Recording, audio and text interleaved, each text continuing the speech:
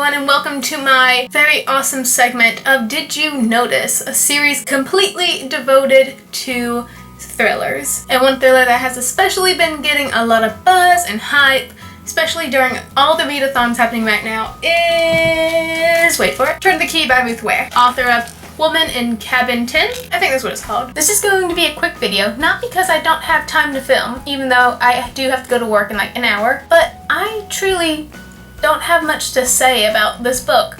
I didn't like it that much. What's it about? Well, this is the story. It's a story told entirely through letters from an inmate to a lawyer that she wants to represent her in her upcoming trial. My freckles are especially vibrant today. We read from the perspective of Rowan, the nanny who has come to nanny the kids of this really rich family, staying at a smart home that they designed for themselves. She's a live-in nanny, and we get the feel that her credentials are not what she claims they are, but she does get the job, and then a bunch of spookiness ensues. Now, this was a relatively short book, 336 pages, I do believe, so it took me 3 days to finish. I read 100 pages at a time, and I would say up to like 90 pages, it was kind of boring, because that was the interview process, and that's also when the mom of the family Rowan is coming to work for is giving Rowan the tour of the smart house, which is the main setting that the book is in. And I don't know about you guys, but I do not like a lot of descriptions in thrillers. I want everything to be fast-paced. I want chases, car chases. I want murder at every corner. But no, we get very,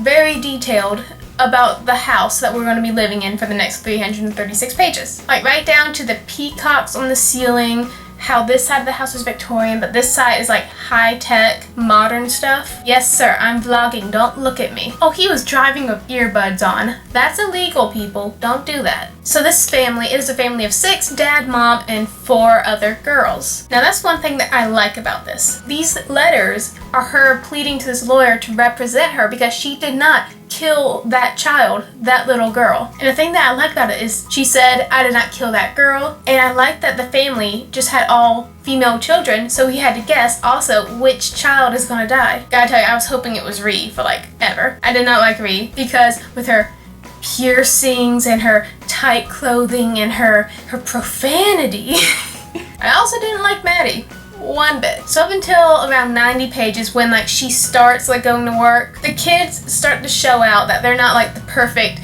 angels that they portrayed to be during the interview process. Maddie is a little demon. I can't remember her name. And she was a sweet one. She was the sweetest kid besides Petra the baby. Was it Ellie? I don't think it is. But the third youngest female child, she is super sweet, but her bigger sister Maddie just like made her do all these bad things. They're teaming up to kick Rowan out of the house, and now everything past here will be spoilers, so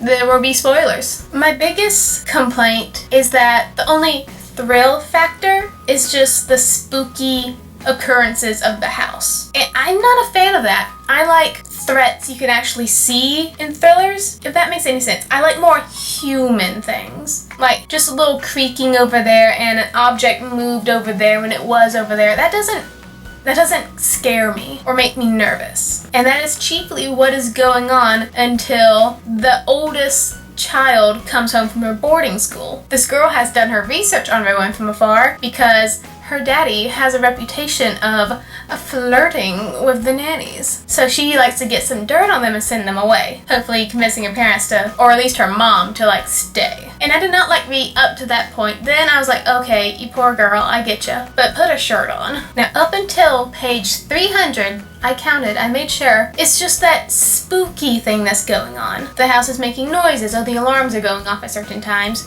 I didn't really like that, but I guess what I really wanted to know was why did Rowan fake her application, sorta? And that's when we realized that Rowan is not her name, that's the name of her roommate. And even though she does like have the credentials of a nanny and a daycare worker, she's the illegitimate daughter of the man of the house, Bill? I think so. And she just wanted to get to know her other family. It wasn't the smartest decision in the world, but it was sentimental, and she ended up in jail for it. But did I really like it? I'm not a fan of Rowan. She walks a fine line between good nanny and like bad nanny. Like, she cares for the little kids, but the more temperamental ones, the 8-year-old and the 14-year-old, she wants to slap around a few times. And honestly, I did too. I used to be a nanny. So that feeling of just not being welcomed into the home, that's something I sort of related to. And just that anxiety. Also, like, yeah, being watched all the time with cameras, that's nerve-wracking, really. When she was in jail and the police were interviewing her, she'd put like a sock over the camera in her nanny room, the room that she slept in, and the police were like, well, why'd you put a sock on it if you have nothing to hide? Of course she has something to hide. Her bare body. No one should be looking at her in her room. 300 pages. It's still spooky house happening. But then we have that heart-to-heart moment with Ree, where Ree just spills out to Rowan just how awful her dad is. And at this point, I'm like, okay, book, you have 30 pages left. You have not explained how any of this spooky house stuff is happening. How the baby doll head ended up like on her lap when she was sleeping. All that stuff that was happening in the attic, everything. And then we go to Jack's house. And you know, they do the not really professional thing. And that ultimately leads to the murdered child, Maddie, dying. No one was there to supervise her. Oh, the kid died. Fell out of a window. Darn. It appeared that we would not know what happened to Maddie. We're on page 330 and nothing has been answered. I'm just like, this book is just going to leave everything open to interpretation, isn't it? But then no. The last 6 pages bumped this rating to like a 1 to a 2.5. Like, I still didn't like enjoy the book, but that ending like really wrap things up for me. So those last 6 pages are made up of 3 2-page letters. So after Rowan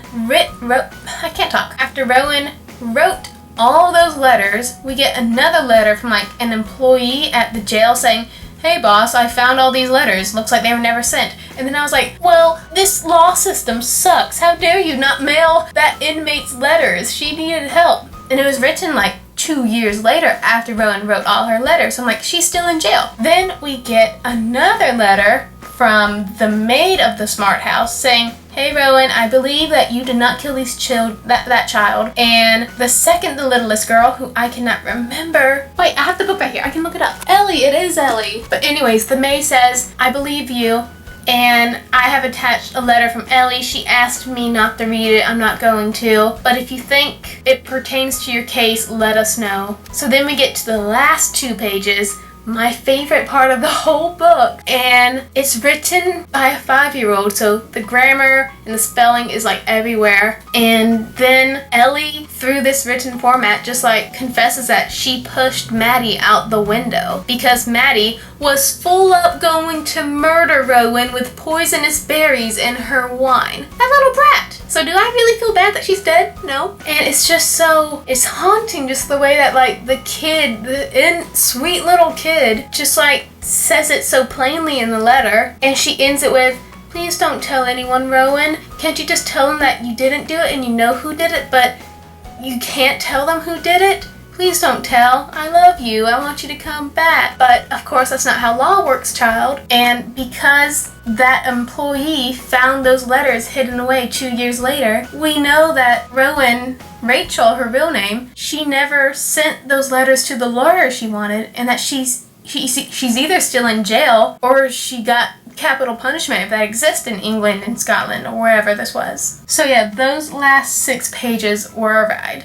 I just wish the entire book was like that. Because it's just a waiting game until those last pages. Like, you know a kid is going to die, you want to know how they died, you want to know how Rowan is not involved in it, but it's just a waiting game up until that point. Watching a nanny explore the grounds, cut up fruit, take care of a baby, flirt with a groundskeeper, that's it. I think it would have been more dramatic if the parents had actually stayed in the house to add a little tension. I honestly thought that Ree was going to be the one who would die because like she was annoying and I just wanted her gone. And like she was a straight up villain for a long time. Blackmail and everything. And everything was explained nicely, but I didn't think the build up to, oh, Rowan is the daughter of the father of the house was really paid off well. It was just dropped. Not really that shocking. And honestly, the biggest thrill of this thriller is saved in those last 6 pages. And I just wanted more. Nothing bad about the writing style, but nothing really, it didn't make my heart pound. You get it? Anyways, thank you guys for watching. I really hope that you or anyone out there did enjoy this book. And like, as a nanny, there were some scenes that made my skin crawl as a former nanny. I could tell some nanny stories of my own.